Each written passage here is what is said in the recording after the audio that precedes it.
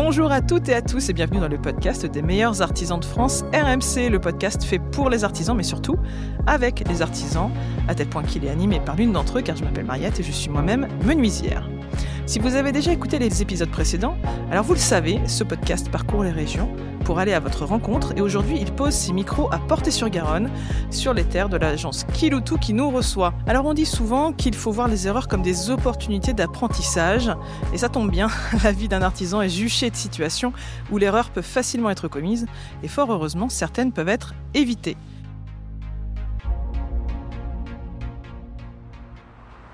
C'est justement pour parler de ça que j'ai convié autour de l'établi 3 invités. Bonjour à vous 3. Donc il y a Christophe Marais. Bonjour Christophe. Bonjour.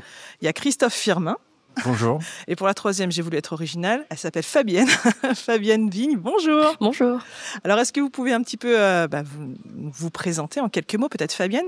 Donc, je vous propose qu'on se tutoie aussi, ça sera beaucoup plus convivial. Fabienne, donc tu es référente développement entreprise, c'est ça ? C'est ça, à la Chambre de métier de l'artisanat Occitanie Haute-Garonne. Donc, ça veut dire que j'interviens principalement sur le département Haute-Garonne.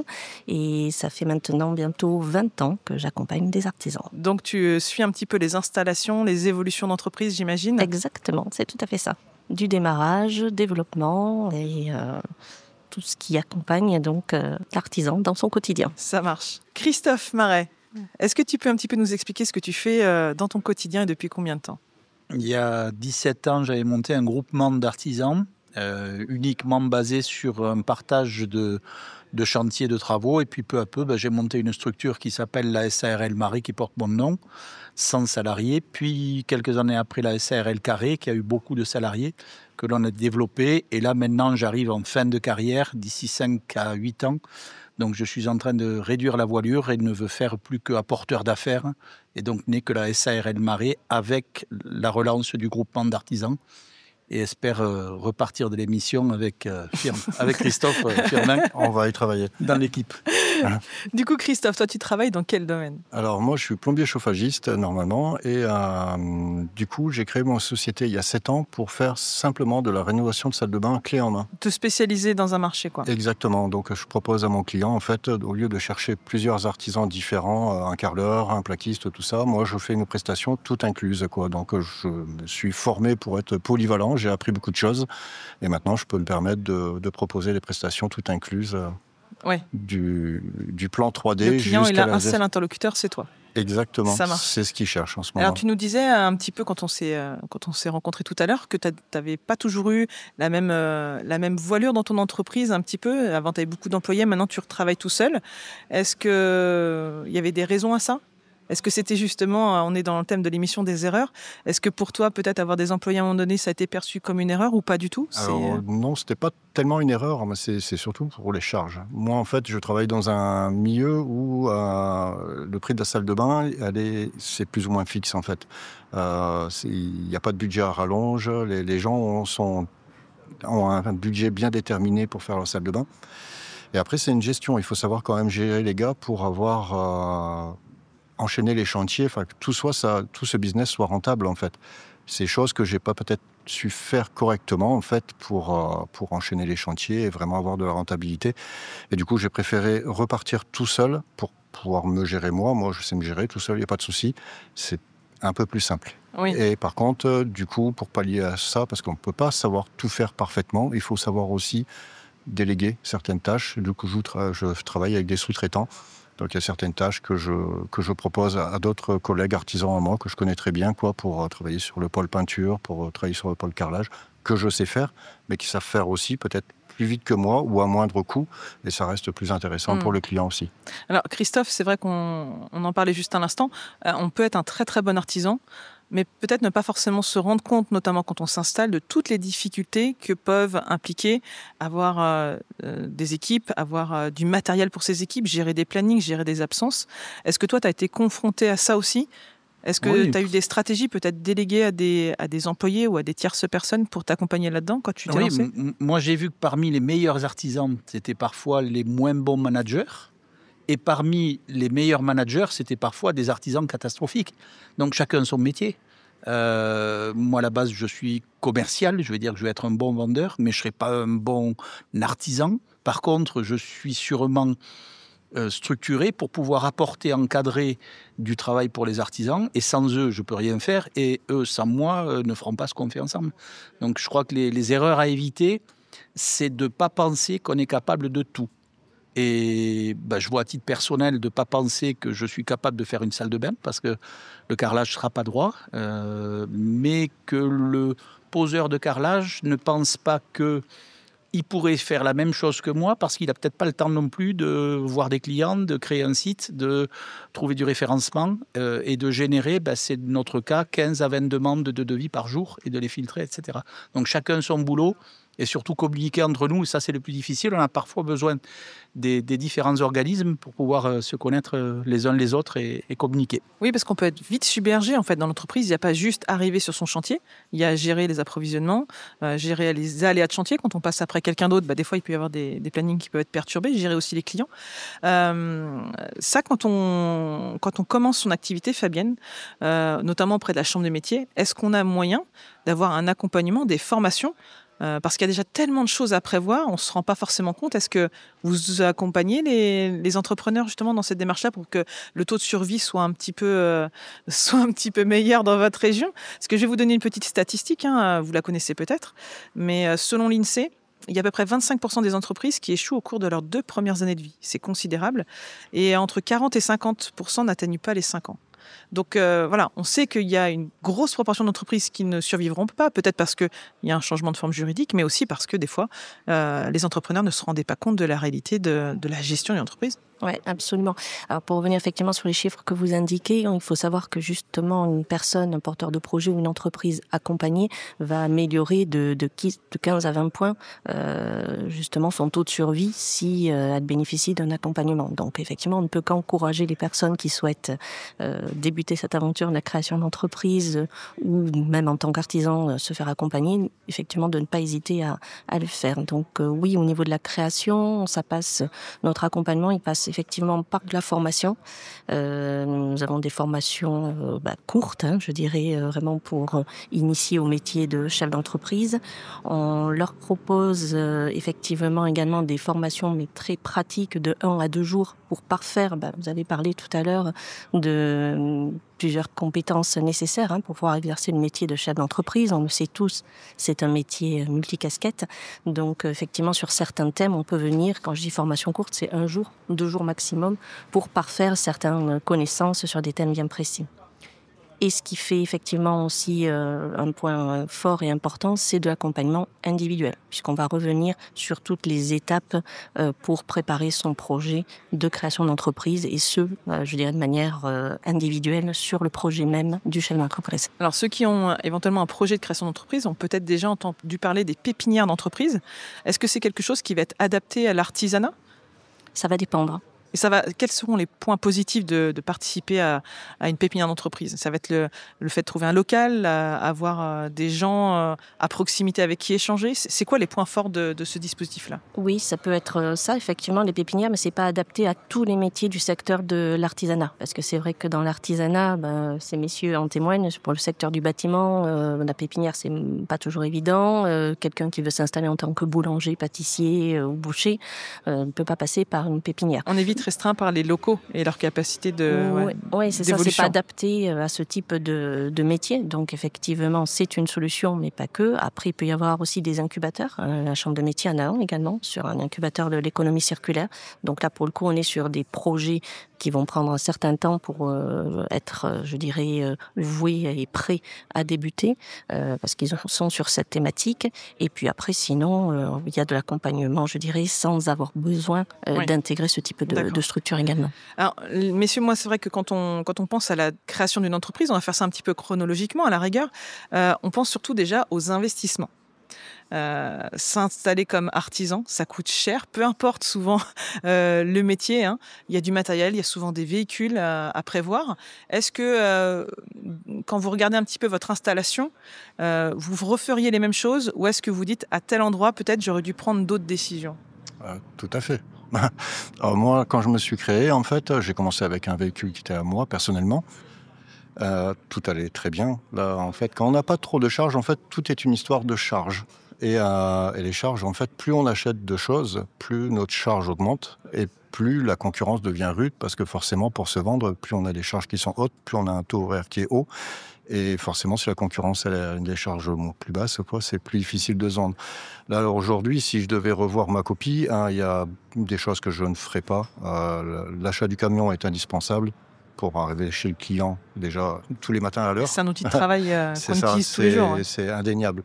Après, c'est l'outillage. L'outillage, par exemple, moi, quand je vendais des salles de bain, je voyais mon compte qui grossissait, qui n'est pas mon compte. C'est la trésorerie. C'est même pas la trésorerie, en fait. C'est l'argent du fournisseur, en fait. Et je me voyais, moi, acheter de l'outillage, ce que j'avais réellement besoin, en fait. Mais est-ce que j'en ai vraiment besoin au point de l'acheter ? Je le faisais, je l'achetais. Et aujourd'hui, je regrette parce qu'en fait, il y a beaucoup d'outils que j'ai achetés et qui restent dans le dépôt. Oui, quitte à refuser certains chantiers quand on sait qu'en fait, ça va nécessiter des outillages dont on n'aura pas l'usage tout le temps. Et il y a des centres comme ici, comme Kiloutou, où au lieu d'acheter l'outil, on peut venir le louer pour la journée, quoi. Et puis, si c'est pour après le laisser dormir dans le dépôt pendant 3 ans, et puis qu'on l'a acheté... Déjà, il faut raisonner ses investissements. Exactement. Et surtout, considérer que l'argent qui est sur le compte de l'entreprise, c'est pas de les disponibilités, ça va être les acomptes qui nous ont été versés, qui vont servir aussi à payer les fournisseurs un mois plus tard. Et donc, c'est déjà un très bon conseil. C'est apprendre à lire son compte et anticiper, planifier les futures dépenses. Et toi, Christophe, dans ton cas de figure, est-ce que pareil, quand tu regardes un petit peu en arrière, il y aurait des décisions stratégiques que tu aurais fait différemment, notamment pour les investissements ? Oui, je me souviens que le premier achat du véhicule a été très difficile puisque les banques me disaient « on vous prête sans problème quand vous aurez un bilan ». Et je leur disais, mais j'aurai un bilan dans 1 an. Donc j'ai trouvé un artisan, un garagiste, qui me vendait aussi un véhicule à titre perso, qui me dit, bon allez, c'est bon, t'es sérieux, prends un véhicule, 300 € par mois ou 600 € par mois, je ne sais plus. Et puis dans 1 an, on en rediscute. Et 1 an après, les banques étaient d'accord de me prêter. J'ai préféré faire un leasing avec le garagiste qui me coûtait un peu plus cher, en me disant, la différence, c'est ceux qui gagnent. Je crois qu'il y a 2 conseils à donner aux artisans. Trouver les bons fournisseurs et rester hyper fidèle. C'est un petit peu comme dans des relations personnelles ou familiales. N'allez pas chercher le moins cher.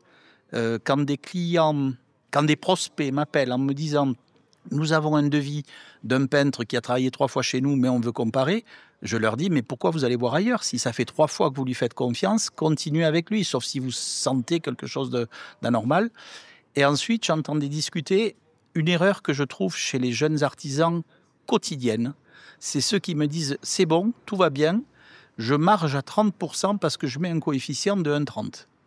Et donc pour les non-initiés, en gros, c'est tous les achats des matières premières, on les revend fois 1,3 aux clients, c'est voilà, ça on les revend fois 1,3 aux clients. Pour couvrir les charges, pour couvrir... Voilà, et en se disant, ça me permet de générer une marge de 30%, puisque mon comptable m'a dit qu'il me faut 30%. Alors que c'est et puis illusoire. À la fin de l'année, le comptable dit non, tu as 23. Et ça, je ne sais pas si c'est votre rôle, si c'est le rôle de l'expert comptable, si c'est... En tout cas, moi, je sais que c'est mon rôle aujourd'hui, mais parce que je commence à avoir les cheveux blancs. Et c'est le rôle des maîtres artisans, des grands frères, on peut les appeler comme on veut, des organismes d'État, de bien dire que le métier d'un artisan est un métier complet, qui gère une entreprise, qui manage, qui travaille avec ses mains. Après, je ne vais pas monopoliser la discussion, mais je me souviens très bien d'une reprise d'un médecin hautement qualifié qui avait vexé des clients en me répondant, des artisans, pardon, en me répondant devant eux quand je lui avais dit est-ce que vous êtes capable de faire la peinture vous-même, il m'a dit oh là là, moi je ne suis pas du tout manuel. Et comme il a vu qu'il a vexé quelques-uns de mes collègues, il a repris, parce que je fais un métier beaucoup plus facile que le vôtre, je ne suis que intellectuel. Et vous avez 2 organes à faire travailler, votre cerveau et vos bras. Et il avait raison. Alors, je ne sais pas si vous avez entendu parler de ça, mais la Chambre des métiers de l'artisanat de Nouvelle-Aquitaine, en 2025, elle a fait une étude auprès de plus de 90 000 dirigeants artisanaux pour essayer d'identifier les plus grandes difficultés auxquelles ils étaient confrontés dans leurs entreprises. Et il y a 3 leviers qui ressortent. En premier, c'est la baisse du pouvoir d'achat des clients à plus de 70%. Ensuite, l'augmentation du coût des matières premières, plus de 46%. Et enfin, la diminution des carnets de commandes pour 37%. Mais c'est vrai que comme le disait Christophe et Christophe, le duo, la fixation des prix aussi, ça peut être une des premières erreurs parce que si on se vend mal, eh bien évidemment, l'entreprise ne peut pas être rentable. Fabienne, est-ce que c'est quelque chose que tu as remarqué toi aussi dans les échanges avec les entreprises qui se lançaient, où le prix horaire peut-être, ou le prix par jour, était fixé un petit peu à la louche et au final où ça causait un petit peu la perte de l'entreprise? Donc effectivement, dans la phase d'accompagnement, que ce soit création, mais aussi, on a parlé tout à l'heure effectivement de cette étape-là, mais on le fait également sur le suivi 0-3 ans. Parce que bien souvent maintenant, on a affaire quand même aussi à des chefs d'entreprise qui démarrent parfois un peu trop rapidement. Et c'est vrai que le suivi 0-3 ans est important et ça fait partie effectivement des sujets qui sont revus très rapidement. C'est de voir un petit peu où ils en sont en termes de leur chiffre d'affaires, mais aussi de leur marge. Et ce qui crée tout ça, ce sont les prix. Donc oui, encore une fois, on retravaille ça avec eux. Je parlais tout à l'heure de formation. Ils peuvent venir, il y a des formations, fixer ses prix de vente, tout simplement. Donc pour permettre de remettre un petit peu tout ça à plat, parce que fixer les prix de vente, ça dépend aussi des charges que l'on a et aussi du marché.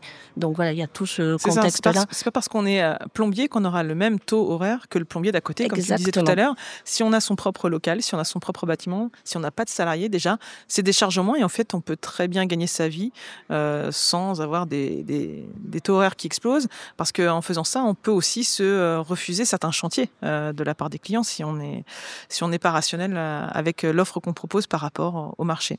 Alors, une fois qu'on a notre camion, qu'on a un petit peu fait les bases des investissements, il faut gérer les stocks. Et c'est vrai que les stocks, c'est beaucoup de trésorerie dehors. Est-ce que vous, les garçons, vous avez eu des stratégies pour essayer de ne pas passer votre temps chez les fournisseurs à aller chercher tous les matins votre quincaillerie ou autre, et pour autant ne pas avoir des milliers d'euros qui dormaient dans l'entrepôt? Comment est-ce que vous avez, au fur et à mesure des années, amélioré votre gestion des stocks? Alors moi, du stock, j'en ai un peu dans le dépôt. C'est du consommable. Je stocke que le consommable parce que je sais que ça va s'évacuer dans le mois tout le temps. C'est un roulement tout complet. Après, moi, pour pas avoir justement du stock et puis sur des pièces qui coûtent cher, sur des salles de bain, des meubles, des colonnes de douche, tout ça, j'envoie directement mon client choisir chez le fournisseur ce qu'il veut. Donc ça facilite un peu les choses parce que du coup, il n'y a pas besoin que j'achète à l'avance, c'est lui qui va choisir ce qu'il veut, je lui fais un devis par rapport à ça. Et du coup, j'ai pas besoin de stocker chez moi tout ce matériel. Il y a des choses qui sont bien dans stocker, il y a des choses que j'aime pas parce que stocker, il faut revendre après derrière. On perd aussi souvent la garantie sur les produits parce que si on le stocke trop longtemps, moi j'ai des colonnes de douche qu'elles sont garanties pendant 1 an et puis que ça fait 1 an et demi, 2 ans que je l'ai. Le carton, il est toujours tout neuf. Et puis à chaque manutention, tu t'exposes à un petit pet sur la paroi vitrée. Exactement. Donc c'est pour ça que moi je suis pas trop pour trop stocker, juste le consommable, ce qu'on a besoin. Et puis après, chez le fournisseur, on essaye d'être organisé et de y aller que quand on en a vraiment besoin.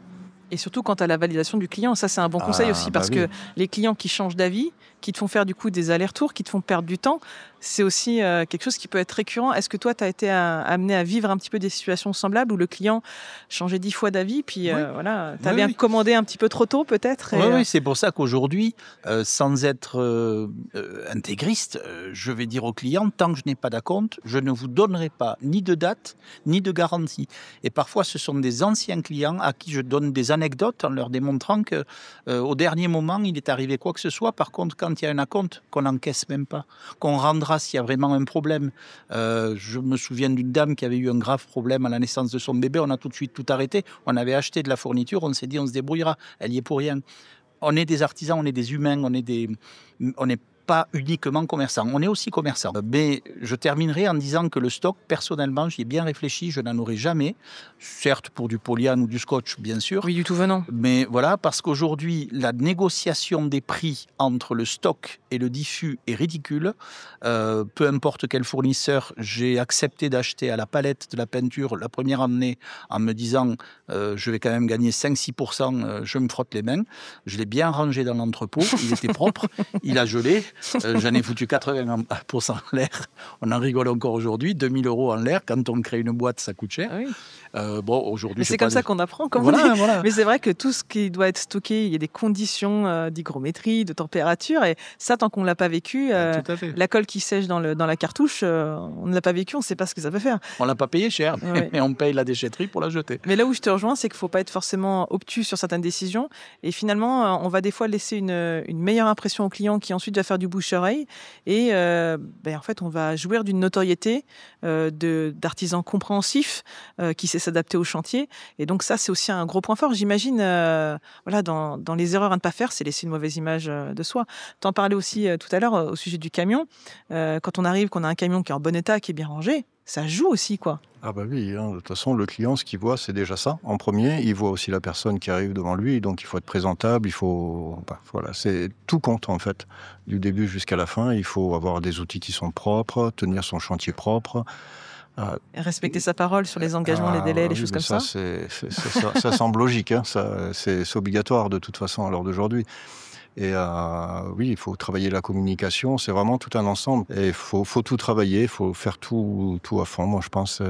C'est comme ça qu'il faut peut-être pas mettre la voilure trop grande au début, pour bien faire un petit peu tout plutôt que mal faire. Et puis surtout, si on l'a mis trop grande, il faut des fois faire quelques pas en arrière, regarder ce qui ne va pas. Savoir revenir en arrière, ouais. Parce que si on ne sait pas le faire, si on reste tête dans le guidon à essayer d'avancer et puis qu'il y a quelque chose qui ne va pas, en fait, on risque de le payer cher à un moment donné, quoi. Et Fabienne, du coup, c'est un conseil à donner, ça, ne pas négliger la communication quand on a une entreprise, même quand on débute et qu'on est un petit peu submergé de toutes parts? Oui, absolument, parce qu'effectivement, on peut démarrer et avoir des premiers clients de manière assez spontanée, ne serait-ce que son réseau proche, mais très vite, ça va s'essouffler de toute façon, donc il faut penser à construire, alors ce qu'on appelle par un bien grand mot sa stratégie commerciale, mais tout ce que vous avez évoqué, messieurs, c'est exactement ça. C'est vrai que il faut bien se préparer son produit, sa promesse de valeur, enfin bon, toutes ces choses qui paraissent très théoriques, mais qui passent par des choses très pratiques, comme vous l'avez cité par exemple, ne serait-ce que bien se présenter, son véhicule propre, etc., etc. Donc ça fait partie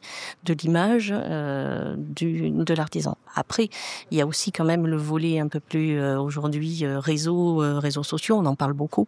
Donc effectivement, il y a un travail à faire aussi au-delà de sa présentation personnelle. Et puis il y a des bonnes pratiques malgré tout. Peut-être pas trop filmer les clients s'ils sont pas au courant, demander des autorisations.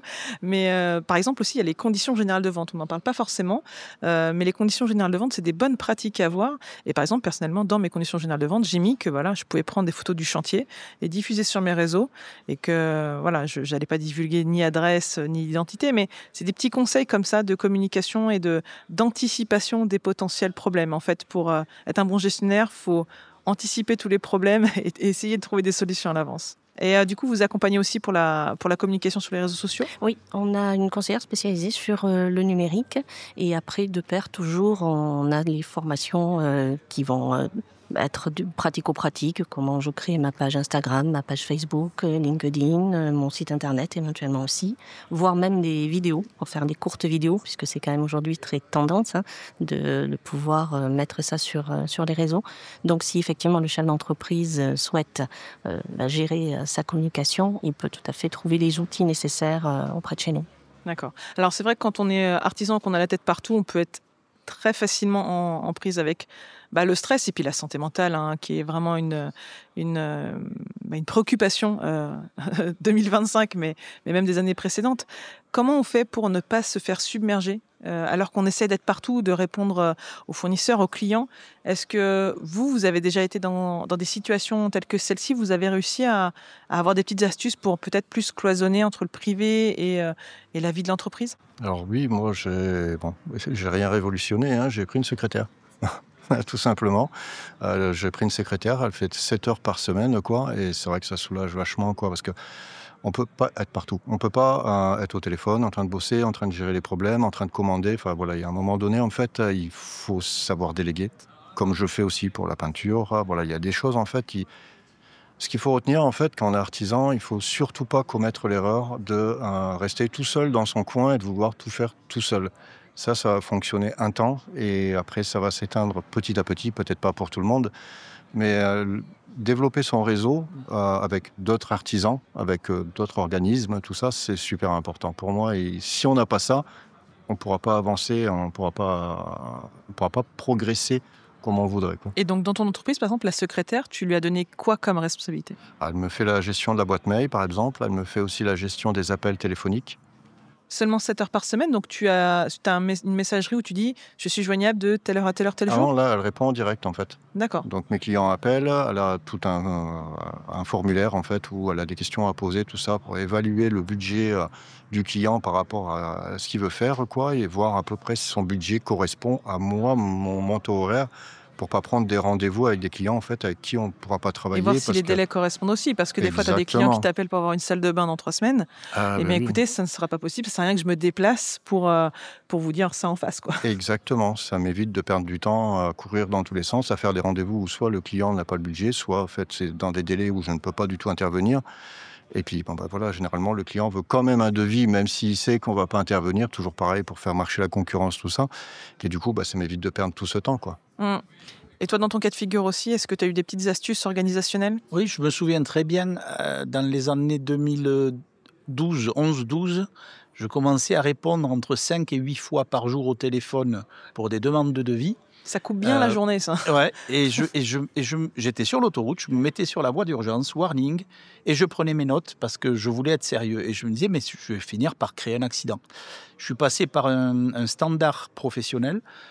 Aujourd'hui, on est toujours chez ces gens-là qui sont reliés à un CRM qui classe toutes les questions et qui permet, moi, le soir, d'avoir toutes les demandes, de répondre et d'envoyer les mails aux personnes concernées qui font les devis. Le CRM ?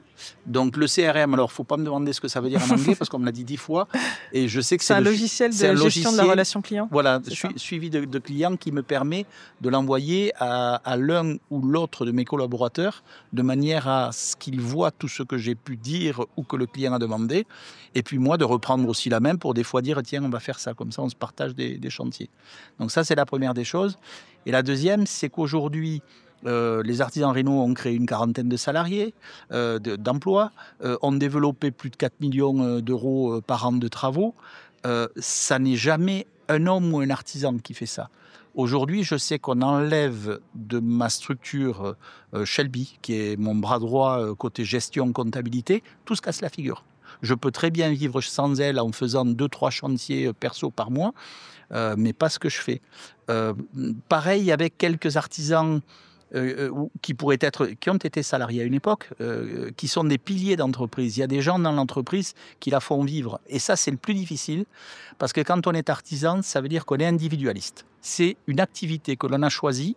Regardez ce que font comme sport les artisans, c'est souvent des sports individuels, souvent du footing, de la marche, et donc une personne individualiste qui doit aussi, dans son travail, partager avec les autres, c'est très difficile. Et je crois qu'il faut conseiller à tous les artisans de, dès le départ, réfléchir à ce qu'ils doivent déléguer, tout en se disant « ça me coûtera quelque chose, je ne gagnerai pas autant, mais je ferai beaucoup plus de travail à plusieurs ». Et bon, là, c'est toujours pareil, le problème de la communication, savoir qui gère, etc. J'ai des artisans qui me téléphonent en me disant « est-ce que tu peux rappeler mon client, il veut un devis ?» Je leur dis « mais t'es con ou quoi? Appelle-les directement, c'est ton client. » Et elles me disent « non, moi j'ai pas le temps, il faut aller les voir à 6 heures, je suis crevé, j'ai besoin de prendre une douche. Toi, tu as le temps. » C'est vrai que je ne suis pas toute la journée sur les chantiers. Et quelque part, ils ont raison, parce qu'ils finalement, ils gagneront mieux leur vie et ils auront une vie un peu plus agréable que de faire le matin. Il faut savoir prendre des choix et savoir dire non parfois, même savoir dire non sur certains chantiers, parce que les chantiers sur lesquels on n'est pas compétent, c'est ceux sur lesquels on aura des problèmes qu'il faudra résoudre, évidemment. Tu nous l'as dit, Christophe, toi, tu as décidé de te spécialiser sur tout ce qui était salle de bain prête, clé en main. Fabienne, est-ce que du coup, c'est aussi un souci récurrent pour les entreprises de peut-être au début vouloir tellement trouver du travail que de dire oui à tout et finalement pas forcément être les mieux placés pour réaliser le chantier?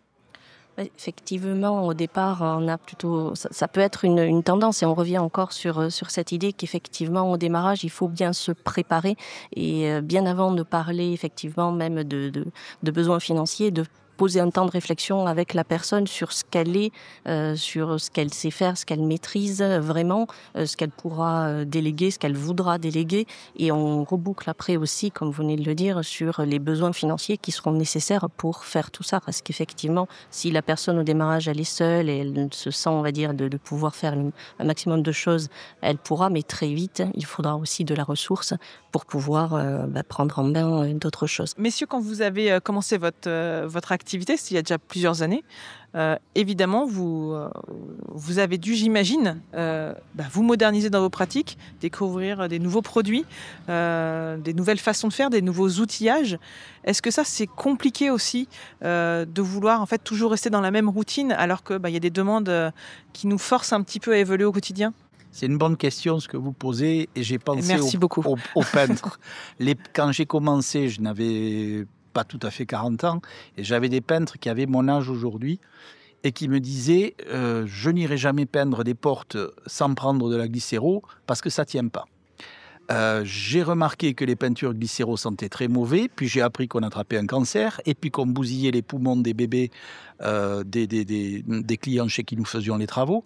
Donc j'ai vraiment mis mon nez là-dedans, et je me suis rendu compte que même s'ils avaient 5% de vrai dans ce qu'ils disaient, parce que les peintures glycéro accrochaient un petit peu plus, il y en avait 95% qui étaient faux, parce qu'il y avait des produits aujourd'hui écolo, bio, qui tenaient quand même tout à fait, à condition de les appliquer d'une manière bien précise. Et de faire l'effort d'aller voir les nouveautés, voilà. de participer à des salons, voir les nouveaux produits. Voilà, d'aller voir ses fournisseurs pour avoir des infos. Et aussi. ça, convaincre des gens qui ont passé le cap de 50 ans, je comprends maintenant que c'est difficile, parce qu'on arrive à un âge où on se dit, bon allez, dans 5 ans c'est terminé, c'est bon, j'ai tout compris. Il y a une fatigue générale qui s'installe, qui ne pousse pas forcément à être curieux au quotidien. Tout à fait. Mais par contre, aujourd'hui, quand on prend des stagiaires, il y en a un qui m'a accompagné aujourd'hui, qui a tout juste 20 ans, qui a fait un rapport de stage qui est vraiment très bien fait. Le seul pavé où il a critiqué les artisans rénaux, c'est de dire j'ai trouvé que les sécurités n'étaient pas top. Et pourtant, j'arrête pas de réclamer qu'on se protège. Je pense qu'il faut qu'aujourd'hui, on se rende compte que dans nos métiers, il y a du temps à perdre pour s'attacher quand on monte sur les toits. Il y a du temps à perdre pour aller chercher des masques et protéger nos poumons. Et il y a du temps à perdre pour mettre des gants, des chaussures de sécurité, etc. On n'est pas encore très bon dans le domaine. Un peu trop de confiance en soi, des fois aussi, vis-à-vis du danger. Voilà, on est bon avec un monde de salariés qui ne va pas calculer le temps que ça prend de se protéger. Mais avec un monde d'artisans indépendants, on cherche l'économie de temps pour la productivité au risque d'un orteil ou d'un arrêt maladie. Alors que quand on doit aller après à l'hôpital, on perd du temps finalement. 3 semaines, et on pourra faire un petit truc sur les couvertures aussi, conseiller aux artisans dès le départ de se couvrir.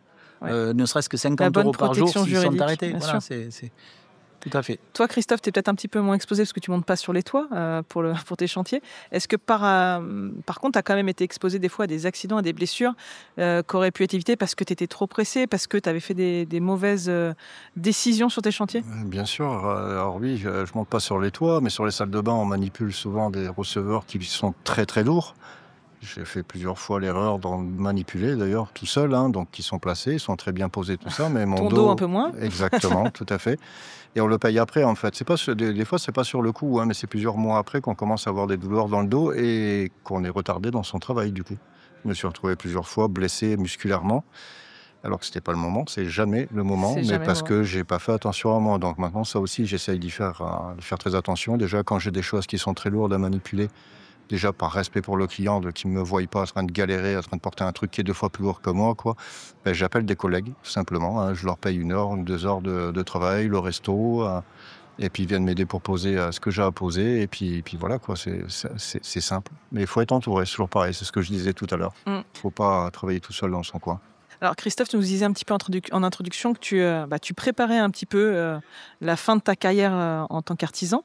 Est-ce que toi, tu as des conseils à donner pour les gens qui souhaiteraient justement prendre un petit peu ce biais-là, commencer peut-être à céder leur entreprise ou la transmettre, faire un tuilage?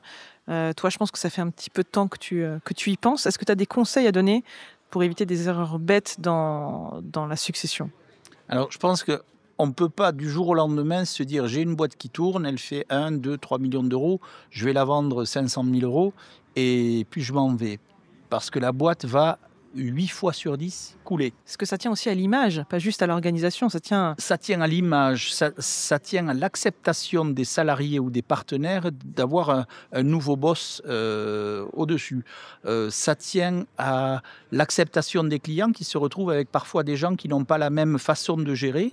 Et qui vont vous dire, je ne comprends pas, quand je vous appelle le week-end, vous ne répondez pas. Il y a des gérants qui disent, moi le week-end je suis à la plage, et c'est eux qui ont raison. Et c'est moi qui ai tort qui répondais au téléphone. Donc je pense qu'il faut y réfléchir et se dire, quand je trouverai l'acquéreur, quand je trouverai le remplaçant, je vais rester avec lui 1, 2, voire 3 ans. Il faut vraiment prendre le temps de l'accompagner en se disant, en faisant ça, il n'y aura plus qu'une chance sur 3 que ça se casse la figure. Et après, je vais faire un petit clin d'œil à tous mes copains qui m'ont aidé à démarrer cette boîte, qui font partie du profil des artisans et qui n'ont pas forcément, eux, toutes les possibilités linguistiques ou scolaires pour pouvoir faire ce que certains, comme Christophe ou moi, avons fait. C'est des gens qui viennent de pays étrangers, en règle, qui ont des cartes de travail, qui se sont mis artisans et qui travaillent dans des conditions peu réfléchies. Je dirais que, allez, un des plus chouettes du groupement, c'est tout juste lire et écrire chez nous. Ils viennent se mettre artisans. Il est loin d'être bête, mais il faut absolument qu'on lui explique qu'il est père de famille, que si demain il se casse une jambe pendant 3 mois, il n'y a plus de revenus, il faut qu'il y ait une assurance derrière. Et ça, je pense que c'est votre rôle, de bien prévenir à ces personnes qu'il faut qu'il y ait des assureurs et bien relire les contrats d'assureurs, parce que là aussi, il y a de tout, comme chez les artisans. C'est ça. Et puis il y a aussi une grosse méconnaissance parfois de certains artisans qui se lancent, qui ne savent pas qu'il y a des obligations déclaratives, qui confondent le chiffre d'affaires, le bénéfice, qui ne prennent pas d'assurance décennale alors que leur cœur de métier le nécessite. Est-ce qu'on a des conseils à donner aux jeunes entrepreneurs ou peut-être même à des salariés qui ont fait ça pendant 30 ans, qui justement connaissent bien le métier, mais qui ne connaissent pas le côté gestion? Est-ce qu'il y a des erreurs administratives qu'on peut facilement éviter? Un dernier conseil. Alors, moi, ce que je voulais quand même dire, c'est vous remercier parce qu'effectivement, de nous donner la parole, parce que peut-être que trop peu de personnes, justement, savent que nous existons, que nos structures, chambres de métier ou autres, existent et qu'on est là, effectivement, pour les aider, les accompagner. Donc, effectivement, ils peuvent nous appeler à tout moment, du lundi au vendredi. On a une boîte mail où ils laissent leurs coordonnées, l'objet de leur demande. Donc, il faut qu'ils nous contactent. On a des clubs, vous parliez tout à l'heure, d'informer sur la partie réglementaire, la qualité de vie au travail, la sécurité. On a relancé là des clubs entreprises. L'idée, c'est qu'effectivement, on organise des soirées à thème qui permettent justement aux chefs d'entreprise de se libérer, de participer, où ils vont avoir une thématique dédiée sur laquelle on va leur donner tout ce qu'il faut savoir. On a fait les conditions générales de vente, on a fait effectivement ce que vous disiez sur la santé au travail pour se prémunir. C'est à la carte, enfin c'est préorganisé. Et ensuite, ils peuvent, ce sont des temps conviviaux, donc ils peuvent ensuite échanger entre eux, échanger avec l'expert. Donc effectivement, tout ça, ça existe. Je pense que sur tous les thèmes qu'on a pu aborder aujourd'hui, moi, si je peux revenir sur le conseil numéro 1, vous l'avez déjà cité, pour moi, c'est effectivement de ne pas rester seul, de ne pas s'isoler. Il y a beaucoup de personnes qui peuvent apporter des conseils. La Chambre de métier en fait partie, mais il y en a beaucoup d'autres. Et effectivement, de ne pas hésiter à frapper à la porte, parce qu'effectivement, les informations, les choses sont là pour aider au mieux sous différentes formes en plus. Donc franchement, que les personnes n'hésitent pas sur tous ces aspects-là. Christophe, est-ce que ton dernier conseil, toi aussi, pour tous ceux qui souhaiteraient faire perdurer leur entreprise, soit parce qu'ils viennent de la créer, soit parce qu'elle est peut-être en difficulté, ça serait aussi l'accompagnement, ou tu as encore quelque chose d'autre en tête? Persévérer. Il faut persévérer. Quand on croit quelque chose, il faut y aller, il faut bosser. Il faut vraiment bosser. Il ne faut pas croire que tout est simple, en fait, ou que tout est acquis, parce qu'il n'y a rien qui est acquis, en fait. Il y a toujours un plus jeune qui va arriver derrière et qui fera mieux que nous. Donc, il faut beaucoup se remettre en question et puis essayer de savoir faire un pas en arrière, comme tu le disais. Je pense que c'est un très bon conseil. En tout cas, merci à vous trois pour tous vos conseils, vos retours d'expérience. Je pense que c'était très instructif pour tous ceux qui nous ont écoutés. D'ailleurs, pensez à vous abonner à ce podcast, parce qu'il y a plein d'autres épisodes qui ont été tournés sur des thématiques tout aussi intéressantes. Si vous êtes artisan et que vous aimez les défis, messieurs, je m'adresse à vous, il n'est pas trop tard. Vous pouvez aussi vous inscrire au concours des meilleurs artisans de France RMC et peut-être ressortir victorieux dans votre catégorie. En attendant de vous y croiser, je vous dis à très bientôt et rendez-vous au prochain épisode. Bonne journée. Bonne journée.